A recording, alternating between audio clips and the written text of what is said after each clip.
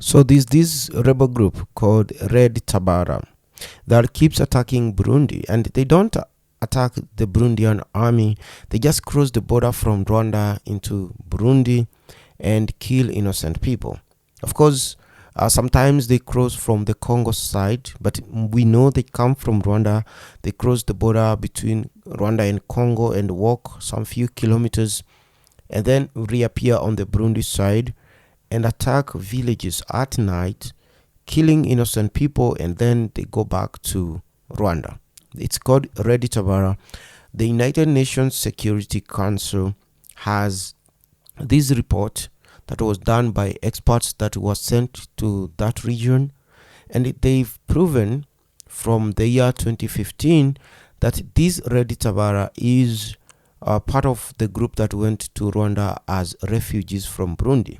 And back in 2015, there were these Tutsi and some few Hutu soldiers that tried to take the government or the power there by force. So it was a coup d'etat, and it was foiled.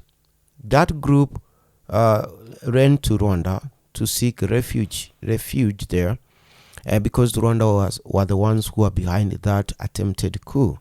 So the group, which was made up of soldiers and their families, they went to this camp, but they continued getting training and weapon and finances from the government of Rwanda.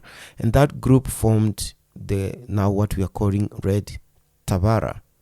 So on Sunday evening, they crossed the border into Burundi, and they went to this homestead that had a wake.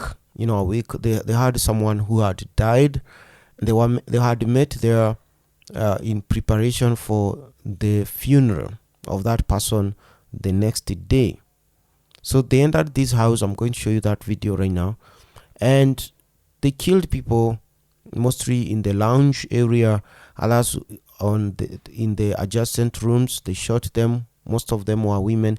They killed 9 people, and 6 of those 9 were women, and then 3 were men. They also burnt the vehicle that was parked outside that had the remains of the person who had died and whose funeral preparation they had met to discuss. So that is what happened. And that's how the story was reported. But Burundi definitely pointed a finger, an accusing finger towards Rwanda, because they're the ones who are training these people. They're the ones who are hosting them in Rwanda, and they're giving them these weapons. But that's not even why I'm making this video. The reason why I am making this video, I want to draw the similarity between what these Red Tabara are doing and what Rwanda's RPF or the rebels that were there in the 90s were doing, because they were hiding in the Virunga National Park, which is now the border between Congo and Ruhengeri, I think, province in Rwanda. So it was led by Paul Kagame. So they used to attack people in Ruhengeri.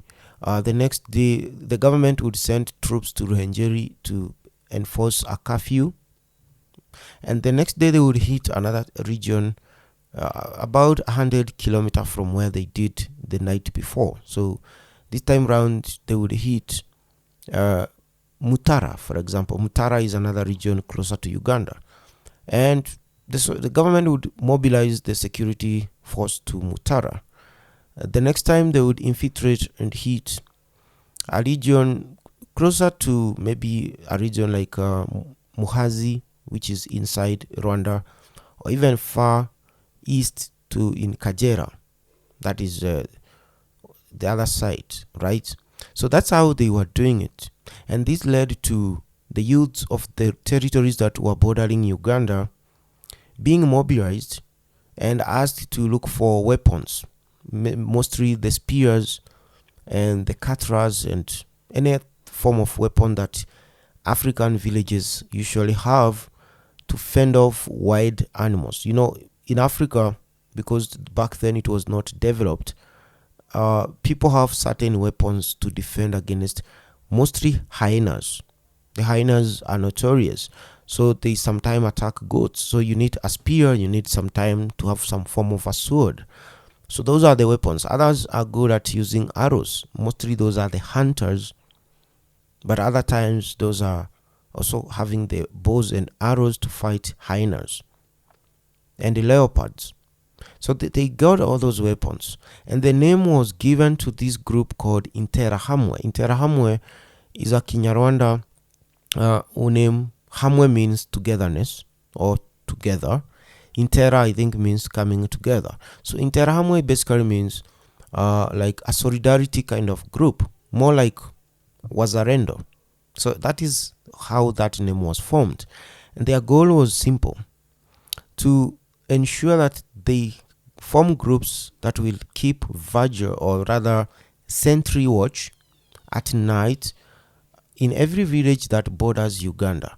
And they were given walkie-talkies by the local government authorities, that in case they attacked, they're able to call for government reinforcement.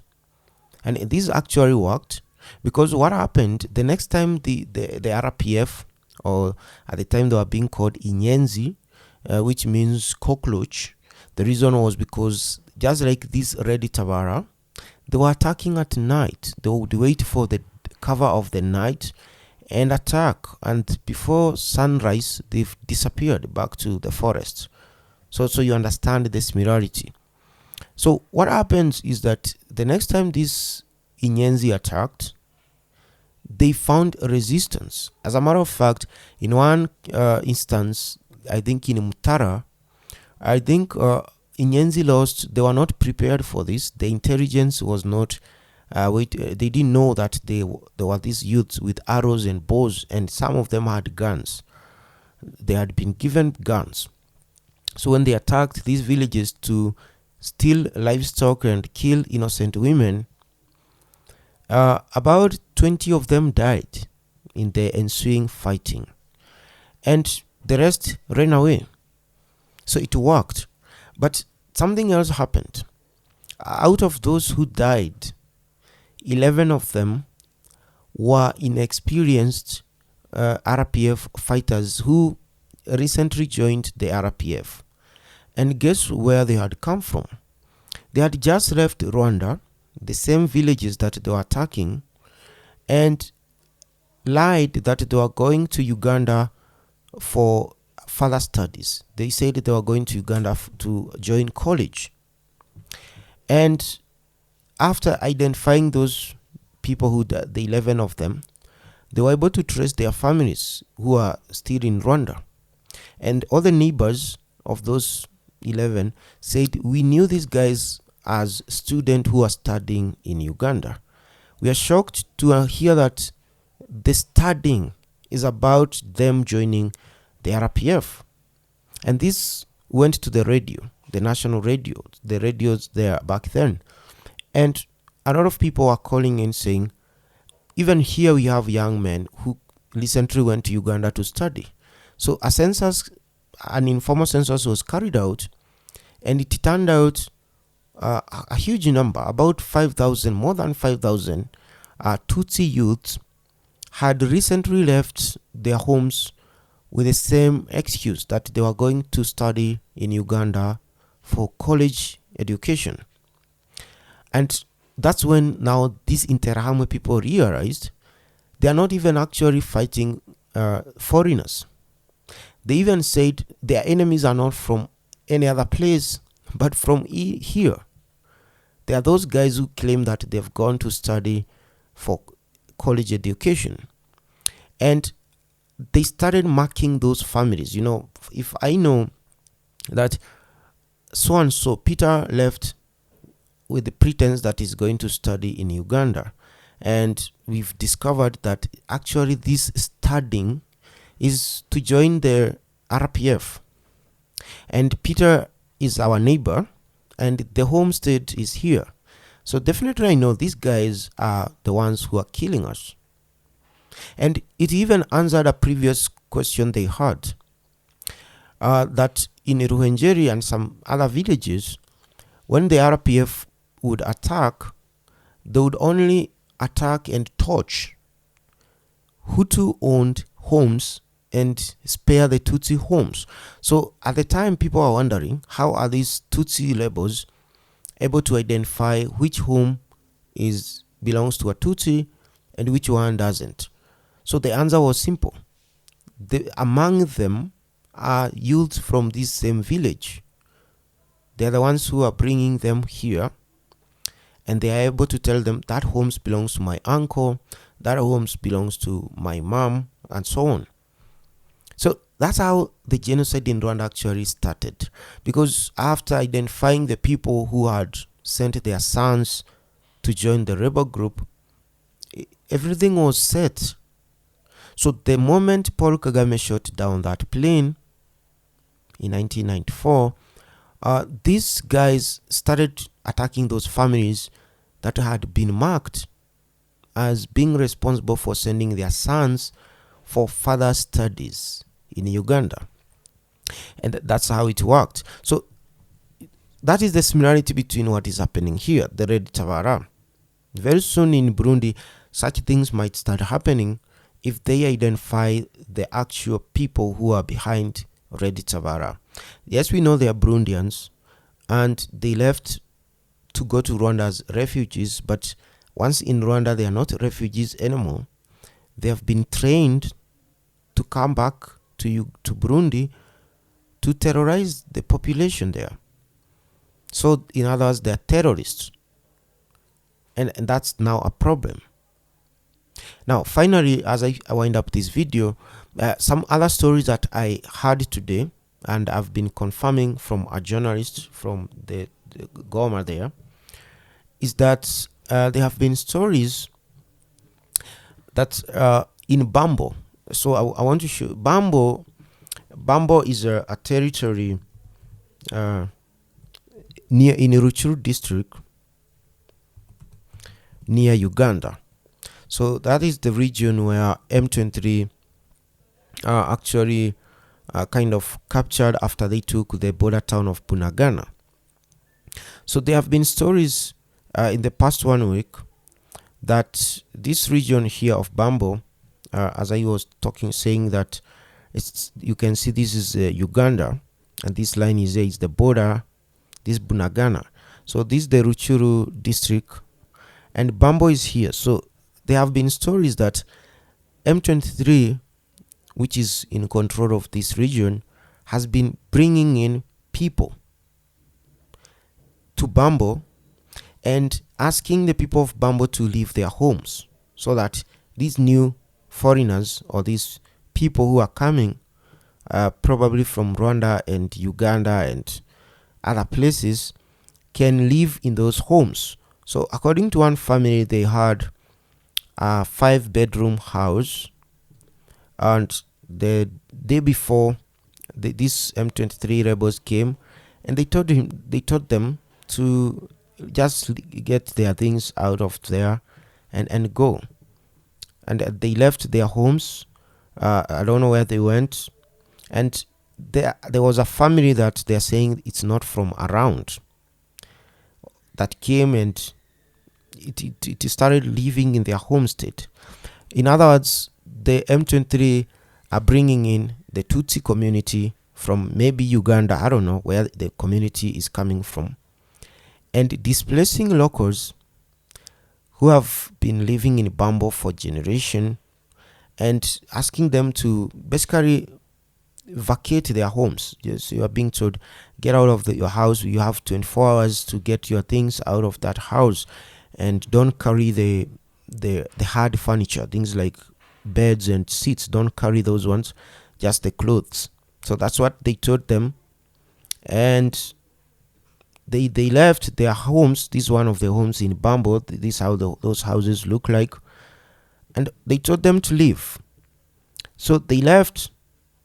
No one knows. So they went to a refugee camp somewhere in Kichanga, and these new people are taking their homes. Now, what I'm saying is this. Today, and that's the problem with the Paul Kagame and his funny troops and soldiers. and his community, the Tutsi, they have a very big issue. They don't understand things.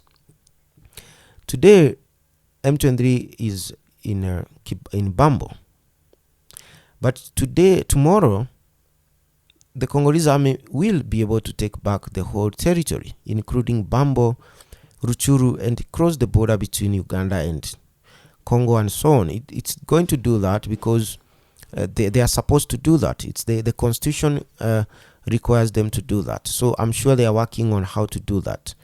So if that time comes, what will happen to the families that are being brought here to displace the real owners of these homes? So definitely, if they don't leave in time, they're going to be massacred. And you have to understand, this is Africa. In Africa, it takes us so much time to be able to build capital and, build something like a house.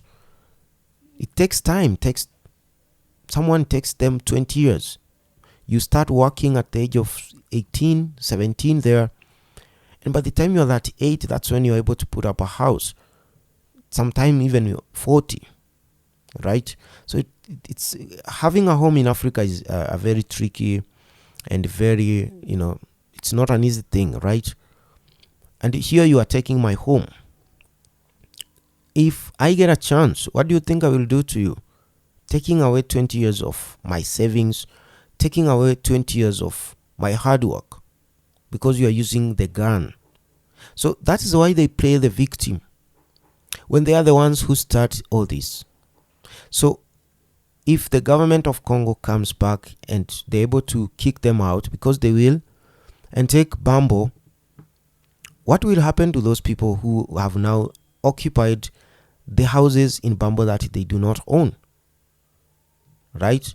So once they start getting attacked in retaliation, they'll start crying to the international community and everyone that Tutsi people are being killed in Congo. Even though we know that's not true. It's just a retaliation. You come here, you force me out of my home state. My inheritance, maybe the house where it's built, is the land that my grandfather gave to me. You take that land, you ask me to live with my kids, my wife. Then what do you think will happen the moment we get a chance to come back? So that is the situation. They do this all the time. That's what they were trying to do in Masisi, to displace the real Congolese people in Masisi. And then when the real Congolese people also organize themselves and retaliate to defend what they know is theirs, they go around running to Rwanda as refugees and crying that people in Congo do not want them there. And that is not the truth. You're coming from another region. You're coming from Rwanda. You're coming to Bambo. You're taking away my house. You're displacing people who own hotels there and occupying those businesses. And then once you are defeated, you start claiming that you are refugees who have been kicked out of Bambo. It just doesn't make sense. So those are the news that I wanted to tell you, because sometimes we have to talk about these things. We need to talk about what actually happens there and the feeling that the people or the victims feel when they're attacked, and they have to do something. Let me tell you, a person has to do something to defend their home. It's the natural rule of order of things, People have to do something. You can't just see someone walking in with guns and troops and taking away what you always know. You have always known that is your family's property. And these people are coming from whatever place they are coming from, and they want to colonize you. They want to take away what you own. So it doesn't work that way.